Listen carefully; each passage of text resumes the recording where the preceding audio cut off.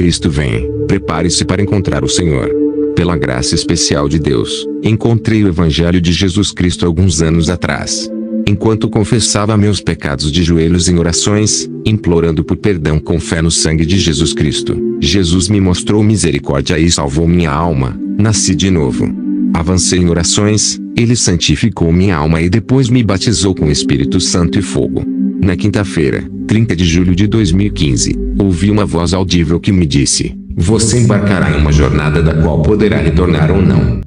Isso aconteceu bem no tabernáculo, enquanto eu estava orando de joelhos, logo após a Clínica da Fé, pelo meu superintendente distrital, DS, durante a Conferência dos Trabalhadores que precedeu a reunião campal anual recém-concluída, da Igreja da Fé Apostólica em Fight City, Igbeza, estado de Ogun, Nigéria. A partir de então, comecei a ter estranhas sensações de mal-estar no meu corpo, que fizeram a pessoas perguntarem o que aconteceu comigo. Com fé, respondi: "Tudo está bem." Às 12h02 de domingo, 2 de agosto de 2015, enquanto eu dormia no dormitório onde estava hospedado, uma mão invisível me acordou, e ouvi novamente a mesma voz audível, desta vez me dizendo para ir ao tabernáculo orar. Neste momento, eu estava tão doente e sentindo como se minha cabeça estivesse dividida em duas. Devido a isso, comecei a sussurrar algumas orações enquanto me deitava. Depois de muita relutância de minha parte, ouvi a mesma voz novamente dizendo: "Vá ao tabernáculo e eu te curarei." Em obediência, consegui me levantar e fui ao tabernáculo. Ao chegar lá, escrevi um pedido de oração pedindo a Deus por cura. Não tive forças para me ajoelhar novamente, mas só consegui me deitar no altar para rezar. Eu acenei para um porteiro próximo, para me trazer algum ministro de Deus por perto para orar por mim. Naquele momento, parecia que o fim havia chegado. Lembrei-me de que o porteiro voltou sozinho, ajoelhou-se ao meu lado e começou a orar por mim.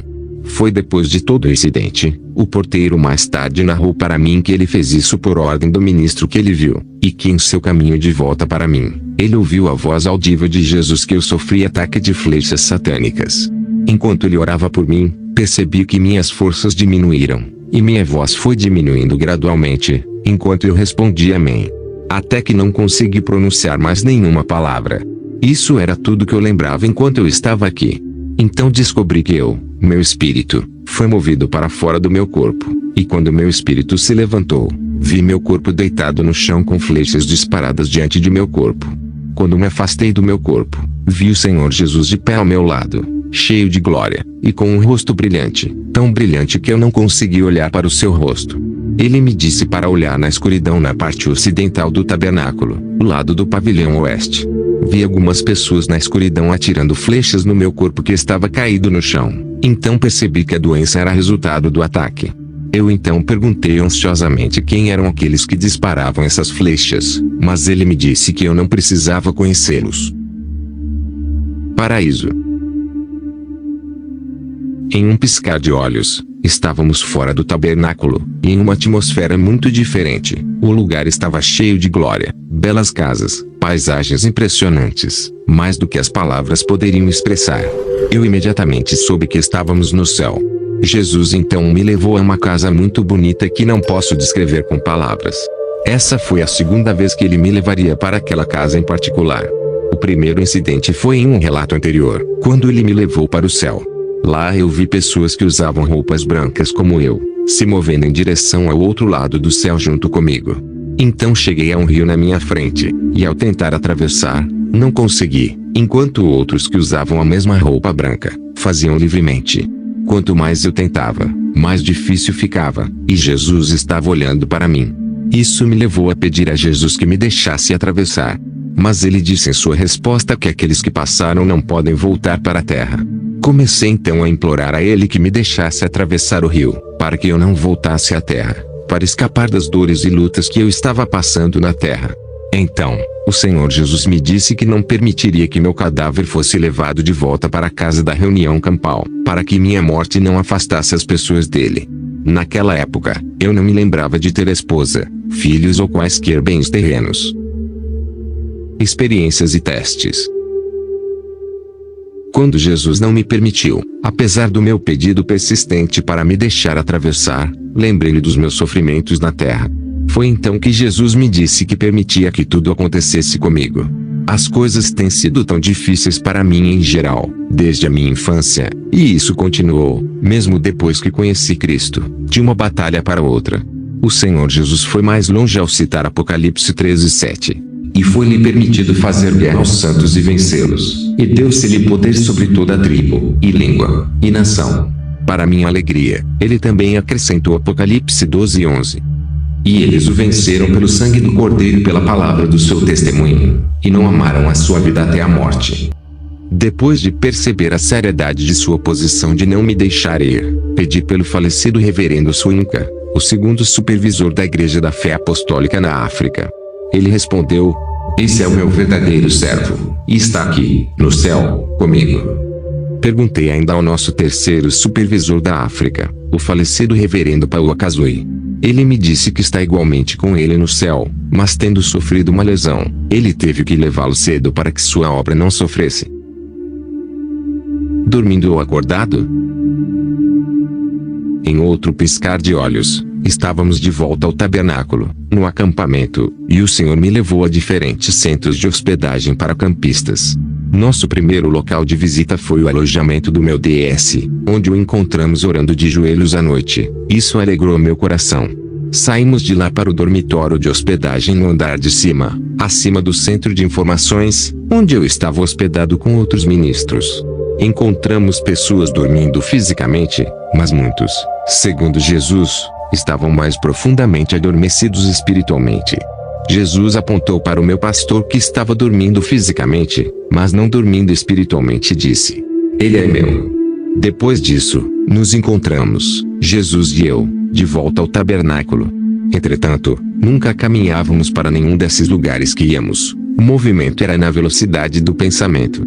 Havia pessoas orando com muito fervor no tabernáculo, mas o Senhor Jesus disse algo muito triste. Ele disse que as pessoas não estavam prontas para a sua vinda. Fiquei surpreso com isso e agora perguntei sobre aquelas pessoas que estavam orando. Em sua resposta, ele disse que muitos deles estão dentro de casa, e chamando a ele por resgate, enquanto estão negando acesso para fazer o resgate, trancando a porta da sala, enquanto ele, Jesus, está esperando de fora para entregar, mas não conseguiu entrar, desde que a porta está fechada. Apocalipse 3:15-16, 19 e 20. Eu sei as tuas obras, que nem és frio nem quente. Tomara que foras frio ou quente. Assim, porque és morno e não és frio nem quente, vomitar-te-ei da minha boca. 19. Eu repreendo e castigo a todos quantos amo. Sê, pois, zeloso e arrepende-te. Eis que estou à porta e bato. Se alguém ouvir a minha voz e abrir a porta, entrarei em sua casa e com ele cearei, e ele, comigo. Jesus também acrescentou que as pessoas hoje são específicas sobre todas essas coisas que ele prometeu que seriam acrescentadas sem esforço, se buscassem primeiro o reino de Deus e sua justiça. Mateus 6:33. Mas buscai primeiro o reino de Deus, e a sua justiça, e todas essas coisas vos serão acrescentadas. Marcos 4:19. Mas os cuidados deste mundo, e os enganos das riquezas, e as ambições de outras coisas, entrando, sufocam a palavra, e fica infrutífera. Escrito ou escutado? Ele foi mais longe ao dizer que muitos tiveram seus nomes inicialmente escritos no livro da vida, mas por causa dos cuidados e buscas das coisas deste mundo, eles se esquecem de se preparar para a sua vinda, e seus nomes são removidos do livro da vida. Eles não se lembram do lar, céu, novamente, mas estão orando pelas coisas terrenas, todas essas coisas enquanto se esquecem de continuamente buscar primeiro o reino de Deus e a sua justiça. Curiosamente, ele disse que ainda tem alguns que estão renovando e mantendo seus nomes no livro da vida diariamente, lavando em seu sangue. Apocalipse 3:3-5. Lembra-te, pois, do que tens recebido e ouvido, e guarda-o, e arrepende-te. E, se não vigiares, virei sobre ti como um ladrão, e não saberás a que hora sobre ti virei. Mas também tens em Sardes algumas pessoas que não contaminaram suas vestes e comigo andarão de branco, porquanto são dignas disso. O que vencer será vestido de vestes brancas, e de maneira nenhuma arriscarei o seu nome do livro da vida, e confessarei o seu nome diante de meu Pai e diante dos seus anjos. Ele agora acrescentou que todas as coisas estão estabelecidas no céu para sua vinda, mas apenas algumas estão prontas, como uma gota de água em uma tigela.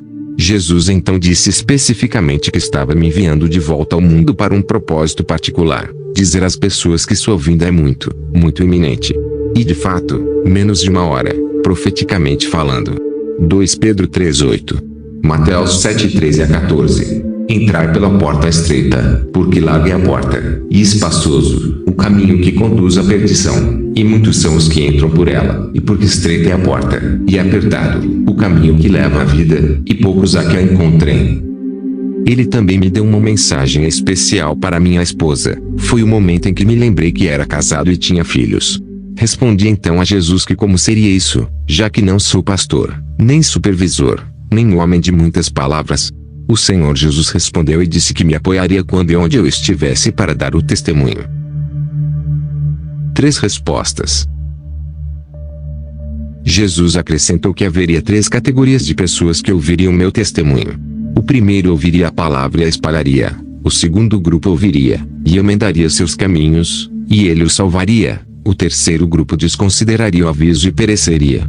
Jesus Cristo estava me cumprimentando e parabenizando, mas eu não respondi, porque não estava feliz, só porque ele queria que eu voltasse. Tendo notado isso em mim, ele disse: "Eu estarei com você."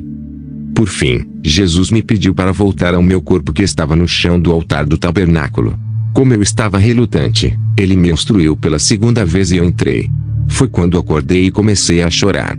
Eu ainda estava vendo Jesus Cristo de pé. Quando me levantei fisicamente notei uma dor de cabeça, e toda a doença havia desaparecido. Mais tarde, Jesus Cristo desapareceu da minha vista. Enquanto eu estava compartilhando o testemunho com o mesmo porteiro que orava comigo, eu viajei de volta para casa em Akure, estado de Ondo, Nigéria, naquele mesmo domingo. Fiquei surpreso ao ouvir mais tarde que meu DS disse em seu sermão naquele mesmo dia, que Jesus lhe disse que o nome de muitos foram removidos do livro da vida, mas prometeu libertá-los se eles se arrependessem e orassem. Também foi mencionado em suas palavras subsequentes de admoestação durante a reunião campal, que muitos estão meio mortos espiritualmente, e buscam coisas materiais em suas orações. Isso confirma que o Espírito de Deus é um. Isso pode acontecer em um momento a partir de agora. Se você não entregou sua vida a Cristo, ou já descarrilou em seu foco, não há melhor momento do que agora para fazer as pazes e corrigir todos os erros. Por favor, ore e tome uma decisão hoje.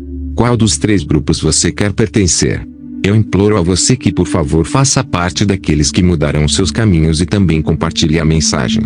Por favor, não guarde esta mensagem para si mesmo, ajude a compartilhar com quantas pessoas você encontrar em todas as plataformas. Lembre-se, não temos mais tempo, em menos de uma hora. Nos tempos do céu, esteja preparado.